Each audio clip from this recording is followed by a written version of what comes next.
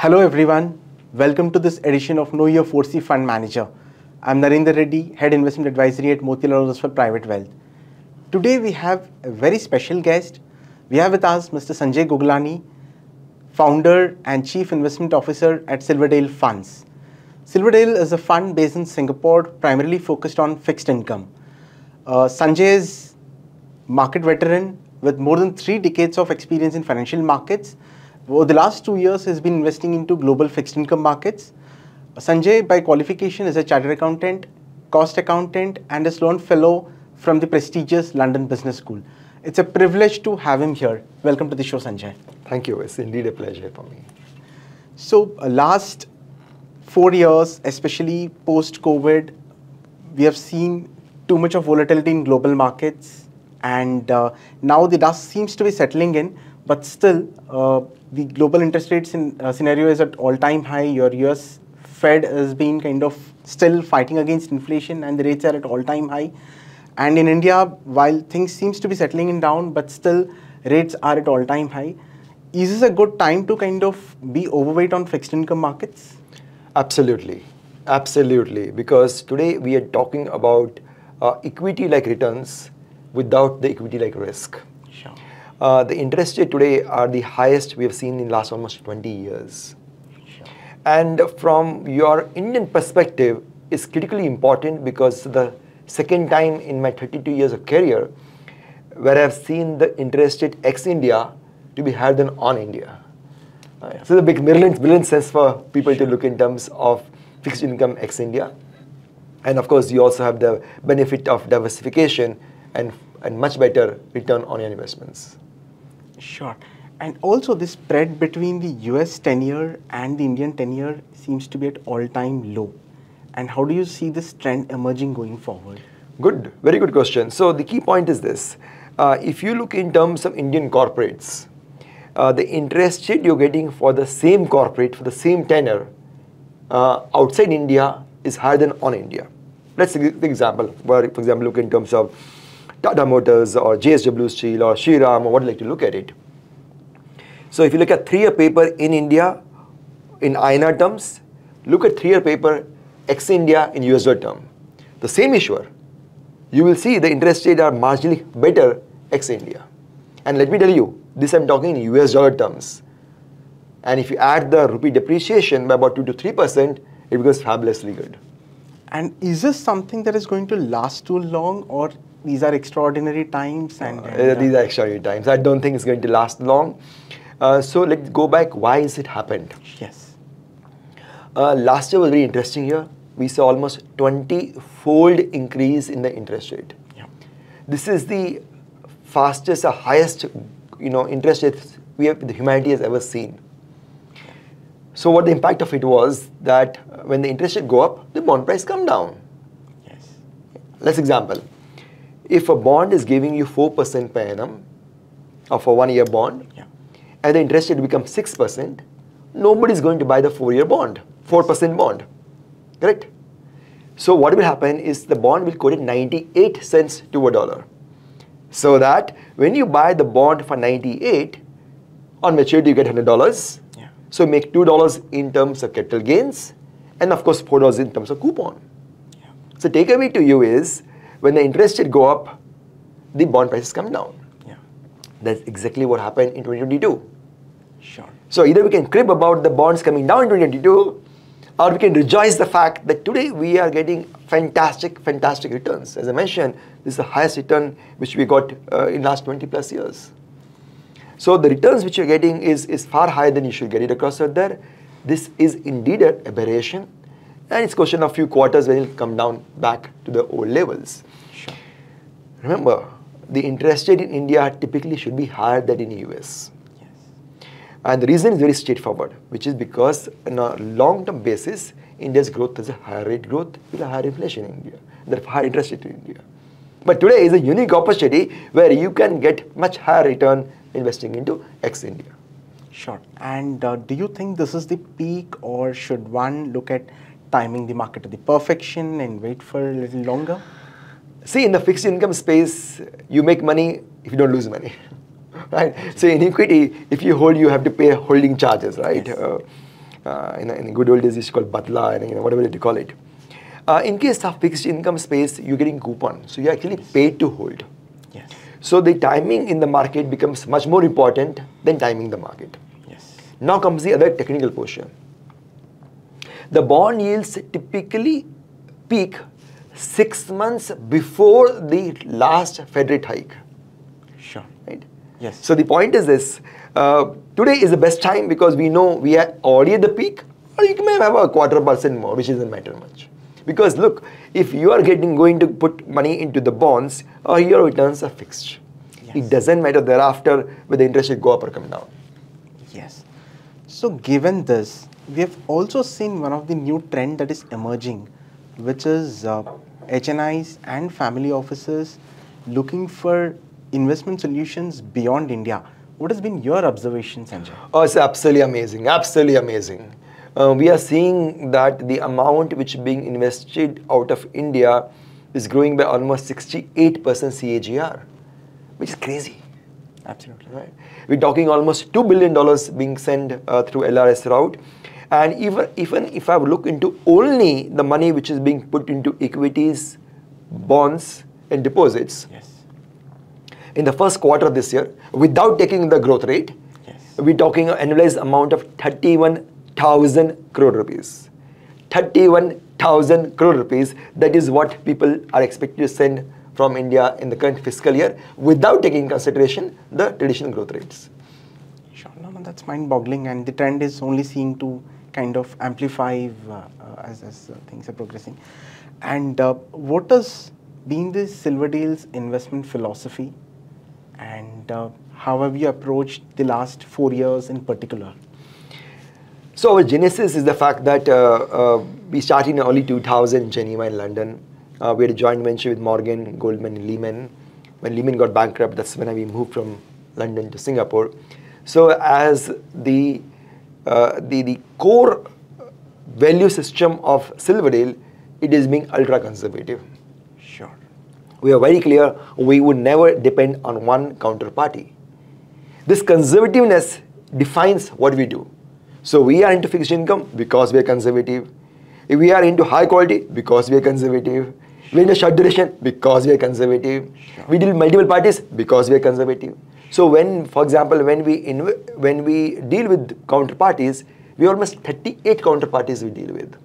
Understood. When we borrow with almost 8 counterparties into banks and institutions. Understood. So the whole genesis of Silverdale has been to be ultra conservative. And there's two reasons for it. One is, of course, the genesis of Silverdale itself, because that has been our experience. Also, I always tell this with all humility, and more humility in a country like India. More people die of obesity than we die of hunger. That's the truth of life. Yeah. You're talking 4:1. Yeah. Right? So the problem is not in terms of the wealth. The problem is in preserving that wealth. So as the India grows, as the GDP per capita grows, as Indians get wealthy, they will realize that preservation of the wealth and growing at steady pace gives far better return than just punting around. Right? Sure. So from that philosophy again, so we have chosen this segment because we are conservative and because this caters to a growing segment of India which is getting richer, segment which wants to conserve the wealth, want to enjoy life, didn't want to have too much fluctuations, and something they have a reasonable assurance of the returns which they get across out there. Sure. And for investors who are looking to invest outside India into fixed income portfolios, what are the kind of solutions that you're offering currently? So broadly speaking, our offerings will be into 3 buckets. One are the open-ended funds, like any mutual funds you have in India. You can invest anytime, you can divest anytime you want to do out there. Except the fact that we run both set of funds which are leveraged and which are unleveraged. Sure. Second is the fixed tenor fund, which are called FMPs in India. Used to be very popular in good old days. Yes. So that's extremely popular because when people invest ex-India, they invest for, among other things, to preserve it, to create a golden nest, to diversify. And they have a reasonable assurance what the returns they want to get across out there. So FMP is extremely popular out there. And third is the bespoke funds. Sure. So good old days till about 2000, the family offices used to make a trust in terms of next generation wealth transfer. Yeah. Now most of the large families used a fund structure to do it out there. To summarize, open-end funds, FMPs, and bespoke solutions. Perfect. Perfect. If you could kind of elaborate a little more and give few examples, that will be helpful to our audience. Sure. So even before going that, I want to highlight one important distinction. Ex-India, when you invest into fixed income, you would most likely than not take leverage, which is not possible in India. Right. So this is a very important distinction to be made. So when you invest ex-India, for example, in buying properties, you will typically take a mortgage. Yes. Right? As a matter of fact, even in India, you have seen most of the large metros, in the heart of the metro, the property prices are really not appreciating. Yes. Right? Yes. Right? So the core of the takeaway to you is that ex-India, when you invest, you typically use leverage. Yes. Now, very simply, if you can invest into a bond which gives you 7% per annum, and bank is happy to give you a loan at 4% per annum, it's no-brainer. Right? So we of course have the LAS India, like loan against securities, that's what you call it. That's what it's called. Yes. Yeah. So the key point there is that the way you have loan against securities, ex-India, the largest chunk in the world, and I'm talking about $300 to $400 trillion, largest chunk in the world would have certain amount of leverage built into it. So by using leverage, you can enhance your returns. Simplifying, if you put $100 at 7%, you make $7. But if you can leverage 1:1 on $200 at 7%, you'll make $14. And if you take your cost of borrowing to be $4, on the $100 of borrowing you've done at 4%, you would pay $4 as interest cost. Therefore, your net income is 14 minus 4 is equal to $10, almost 10%. Sure. That's something which is unique ex-India. And that's one of the core competency of Silverdale. Sure. So in the niche market of high quality short duration, we are one of the global leaders in terms of doing this. Of course, the variants of this, a lot of people would have heard, it's called risk parity. Yeah. And they have about $7 to $8 trillion in the world using the same strategy. But we do use a very, very basic form of managing it because of that. Sure. A 7% bond, just because of the sheer leverage, the net return, even after adjusting for the cost of leverage, comes to about 10%, which is a 300 basis points additional return. But in general, leverage also is associated with higher risk. How do you manage that risk? Absolutely correct. So let me go very simply. If the bank is going to give you leverage against Reliance Industries, Yeah. will you take leverage? Absolutely. If the bank is happy to give you with ABC housing finance company, will you take it? Very Think twice. Unlikely, right? Yes. So the key point is what I mentioned earlier also. As Silverdale, our core is in terms of being ultra conservative, in terms of being high quality. Sure.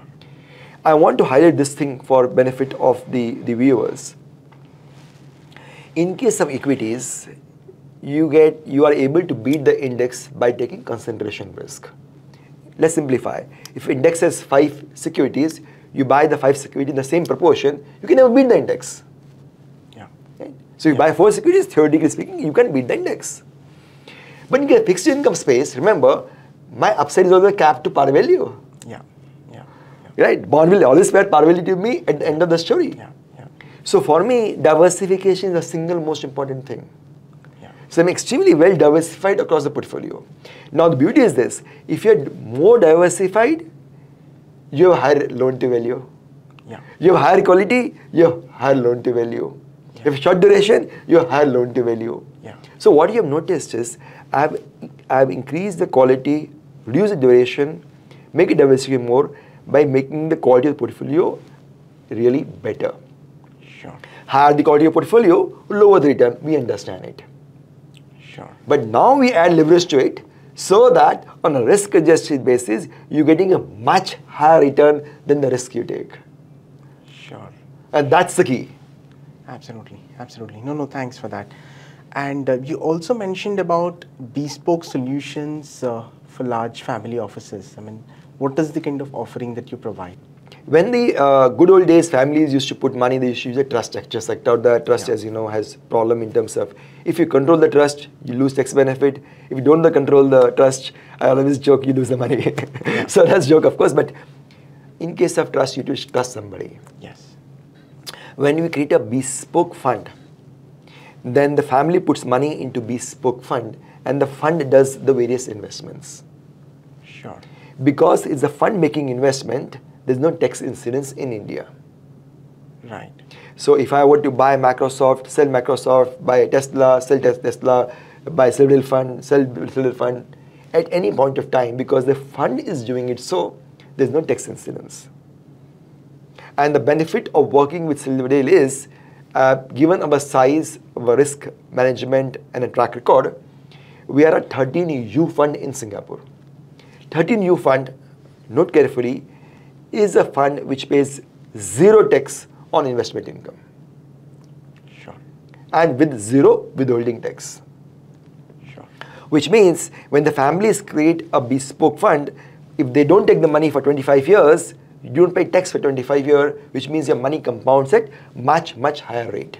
Fund domicile Singapore, which is 13EU. So they require to a certain size and risk management to do it out there. Sure. The other very important thing to keep in mind is this, and this applies not only for bespoke, also for the open-ended funds as well as FMP's sector, which is that when you invest ex-India, you are eligible long-term capital gain tax. Sure. So if you hold Silverdale Fund for at least 2 years, it will be deemed to be long-term capital gains, which basically means only 10% tax or 20% taxation. I know you know better than me on the taxation portion of it, rather than paying some marginal tax. Yeah. Is that the right way? Absolutely. So the tax benefit that the mutual fund industry was able to give before 31st of March 2023 no longer exists today. So this could possibly be a good reason for somebody to look outside of India to create a bond portfolio of Indian bonds or possibly a mix of global plus Indian bonds. Because one, you're saying there's a leverage benefit where you have access to similar quality bonds with a better leveraged return.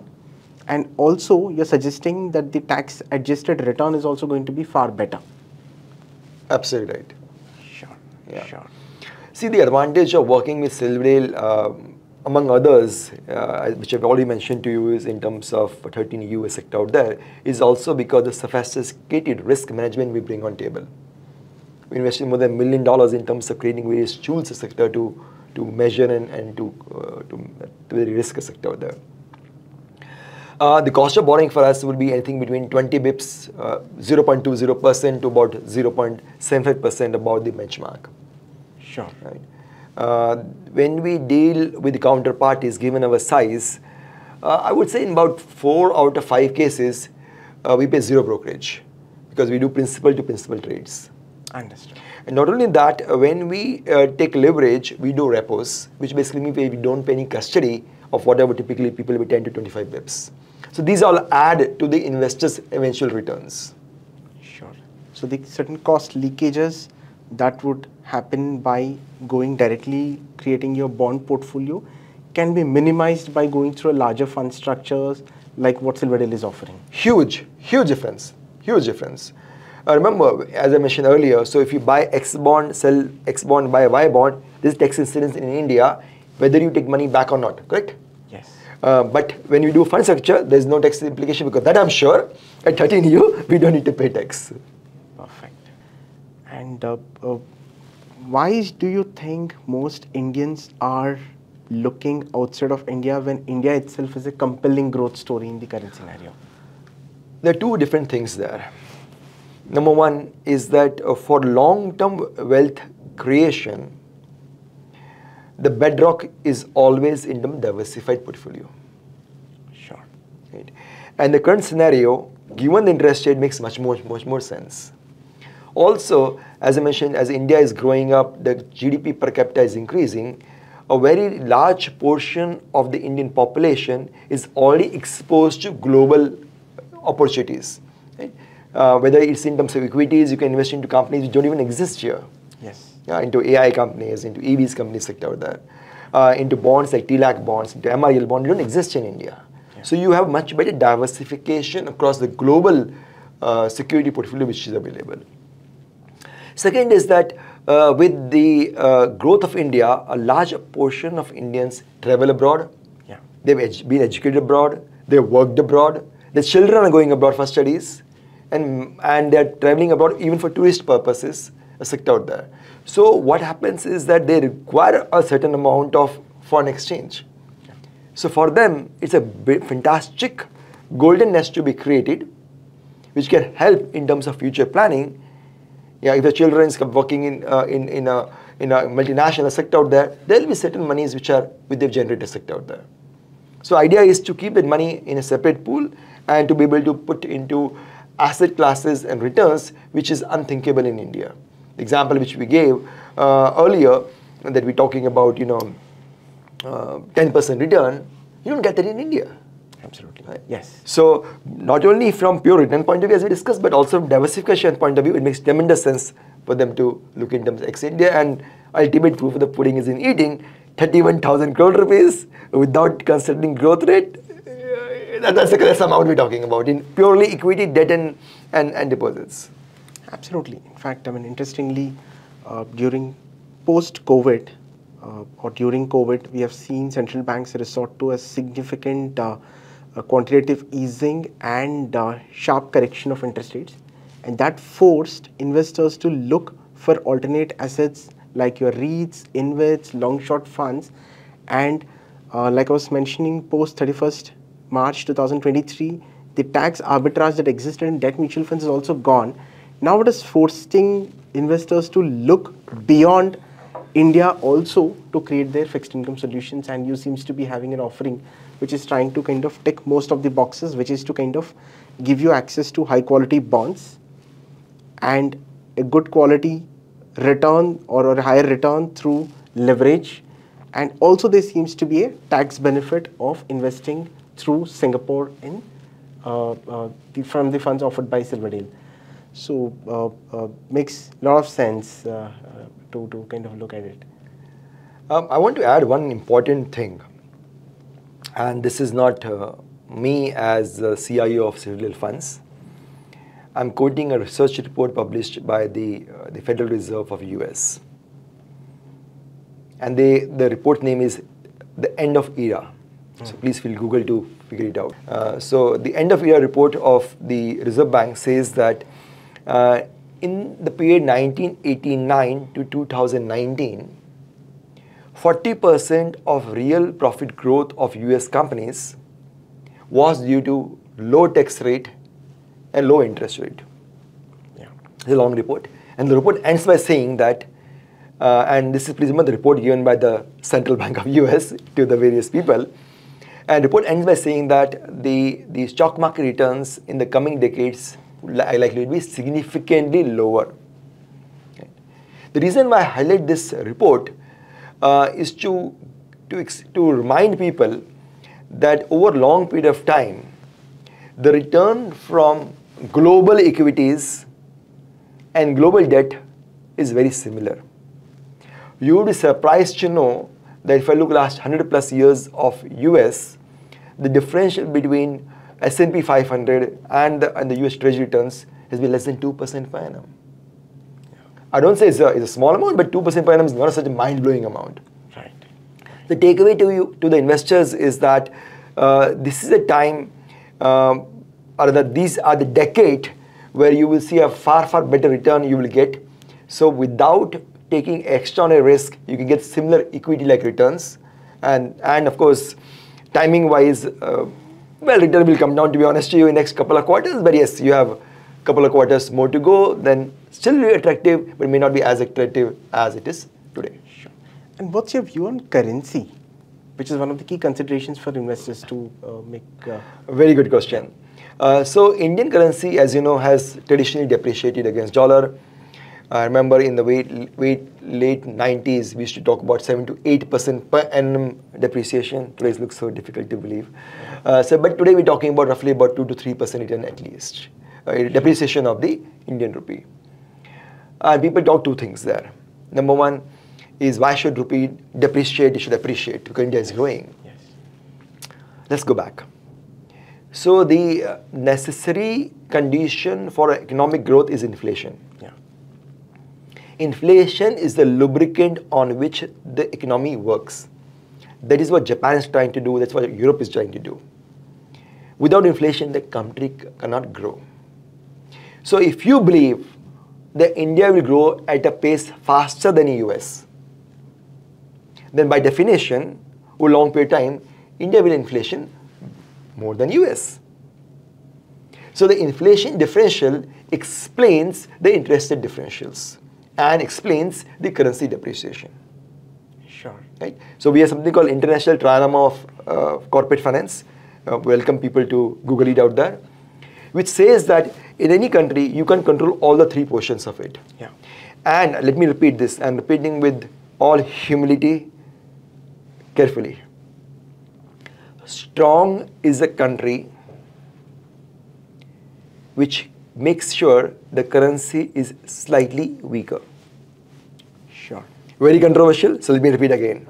Strong is the country which keeps currency slightly weaker, because you keep slightly weaker, you will export to the world at large, and the world at large will wealth to you. You want to get wealth from the world? Keep the currency slightly cheaper. You can't do much because then you have a problem in the currency manipulation. But like, for example, right now, if you look in terms of REER, which the RBI publishes, Yeah. rupee is about 5% below what it technically should be. Right? So to summarize the answer I've spoken to you is, well, the rupee is likely to depreciate about 2 to 3% in the foreseeable future. Sure. So for the returns which we talked about, yes, you will add the return to you when you talk about in Indian rupees term. So it will be an icing on the cake Absolutely from an overall correct. return perspective. Yeah. Sure. Sure. It's a great pleasure having you with us, Sanjay, and taking us through your views on global markets and the way one should approach the fixed income in this kind of scenario, and with your offerings and your risk management and the investment philosophy at Silverdale. It's a great pleasure to have you here, and thank you for your time. It's indeed a pleasure to be at your office, and look forward to working with all people. Thank you very much.